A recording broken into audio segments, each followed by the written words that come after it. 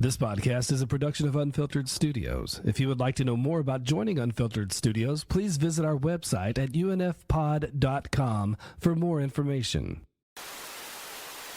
Nominated for 4 Academy Awards, including Best Director and Best Adapted Screenplay. Rio de Janeiro, the beach, the nightlife, the romance. But 15 miles from paradise is a place called the City of God. A place where one man must infiltrate a war between 2 crime lords to tell a story the world needs to know.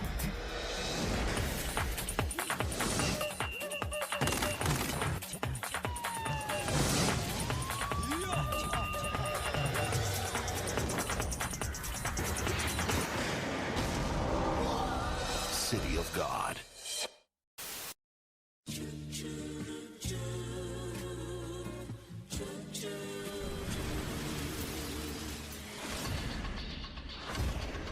On these streets,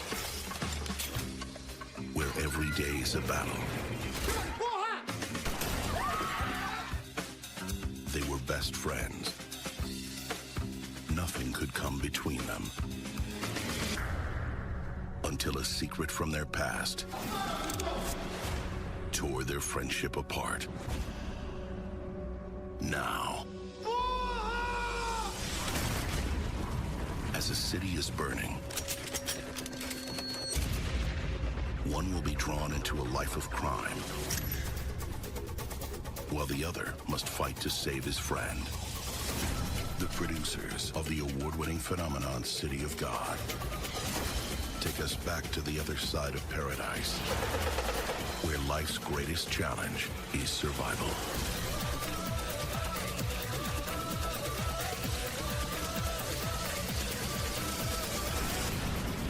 City of Men.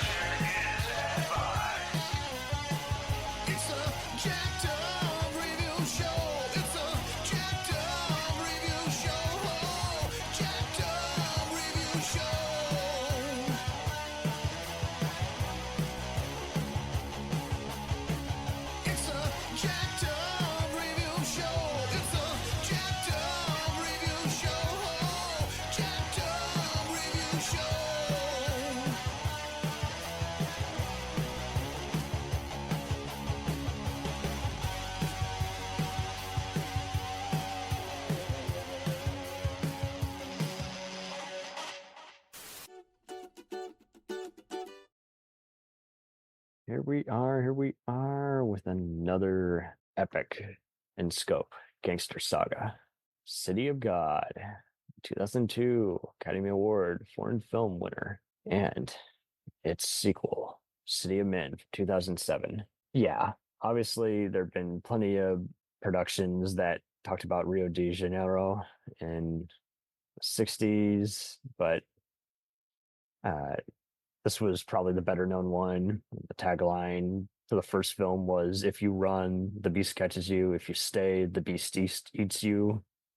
I'm like, see, that's awesome. And it wasn't a film that grabbed me right away. I remember seeing parts of it on IFC, but I came around to it later and I really dug it in a film studies class when I saw it later.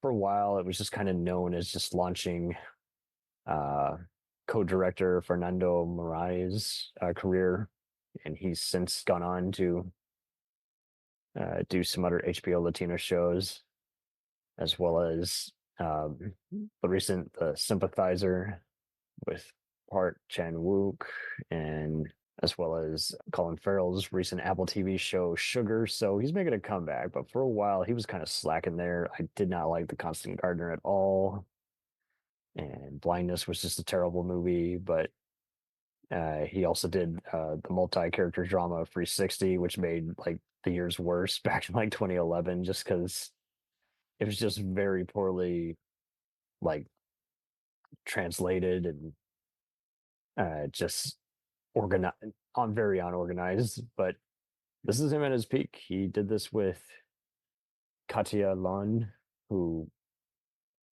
just later worked on All the Invisible Children, an anthology movie with a bunch of other directors, and I wish she could have done some more. But yeah, she's first started off just helping out the Spike Lee music video for Michael Jackson's They Don't Care About Us and some other assistant directing. And I think the reason this movie just works so well is like it's the next level of Goodfellas, literally. Screenwriting classes often bash narration because they just find it overused, an over reliant plot device. And don't get me wrong, it can easily backfire. It can be too predictable, especially if you've seen too many movies. Some movies do it very well. And, once again, after Goodfellas, hell, even Sunset Boulevard, just any noir film, it just seemed like no one knew any other creative way to organize a movie. I think the reason it works here so well is the main character, Rocket, played by Alexandra Rodriguez. Is just both compelling and it takes great advantage of occasional dark comedy.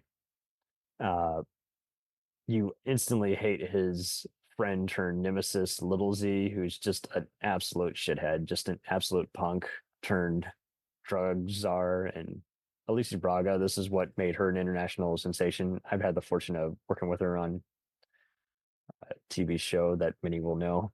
And she's gone on to work on other blockbusters like Predators, I Am Legend, The Right, The Suicide Squad, and The Shack. I think the reason just the whole cast works so well is they weren't trying to glamorize it. And again, the dark comedy works so well at times.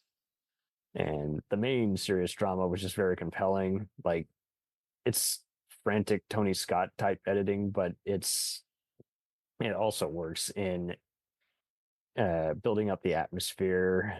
The music is not overplayed. It's not over edited to where you're just like, what's going on?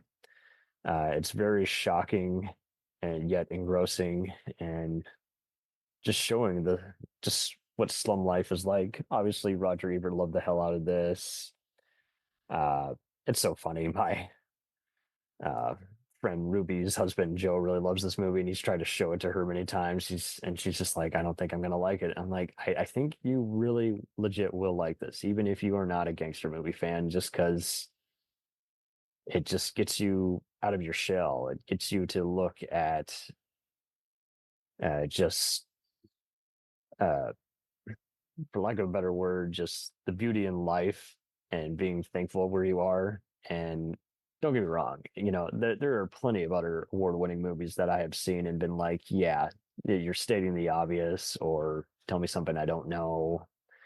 And this didn't do that at all. Like, it just showed you how the gangs form monopolies and there's no end to this aggression. Like, just getting philosophical really just did it a great service. And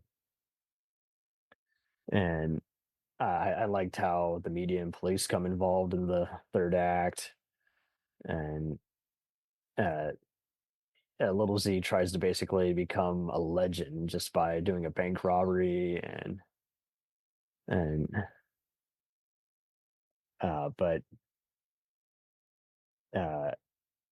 but also, yeah, I mean, Rocket also, it's so funny. Like, I don't want to spoil too much, but Rocket basically becomes an unofficial journalist and he's trying to become a legit one. And, and he then decides, uh, uh, it's just so wild how he's just like, I could expose this corruption that's never going to change and put myself in jeopardy, or I could just become a journalist who documents it because I know how to stay away from all this craziness. It also just talks about everything from losing their virginity to getting out of drug selling to how these guys arrange their hit list and turf wars. So again, just the detail was immaculate. It was, again, engrossing, and it's just it's so rare that you find something that is this tidy, this organized, and the Other Unknowns did very well as well. Now, City of Men, which came out 5 years afterwards, not engrossing at all. I hate to say it. I know there's a TV show that's gotten some decent reviews. I just was just like, why did they even bother? Like, it felt like an afterthought. But yeah, basically, I guess it's just the second generation, and despite being watchable, I just wasn't left with much of anything. It just felt like, why'd they do that? It's more of a just friends enduring in the middle of a rival gang war. But again, I just didn't. It just felt unneeded. They didn't have to follow that up. Now, director Paolo Morelli has gone on to do some other big stuff as well, and I'm interested in checking out some of it. So I guess if anything, it got me interested in that.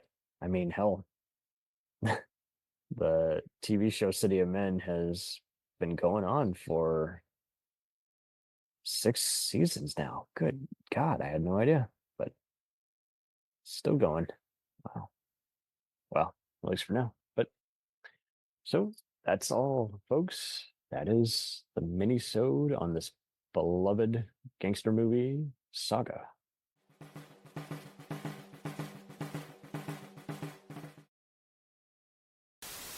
We'll return after these messages.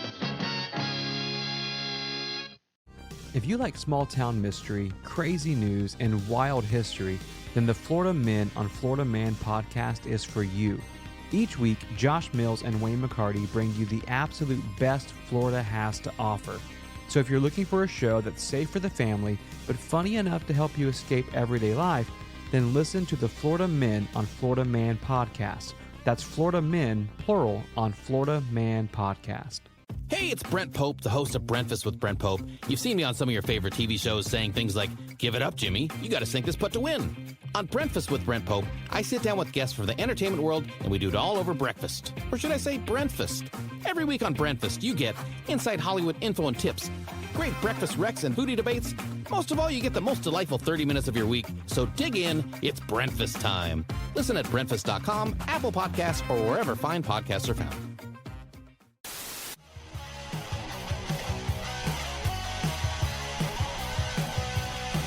Follow us on the web on Facebook, Twitter, and Instagram. The podcast is available on Podbean, Spotify, iHeartRadio, Anchor, Apple, and anywhere else podcasts are available. Feel free to review our show and leave comments on any of those sites. Thanks a million for listening. It's a jacked up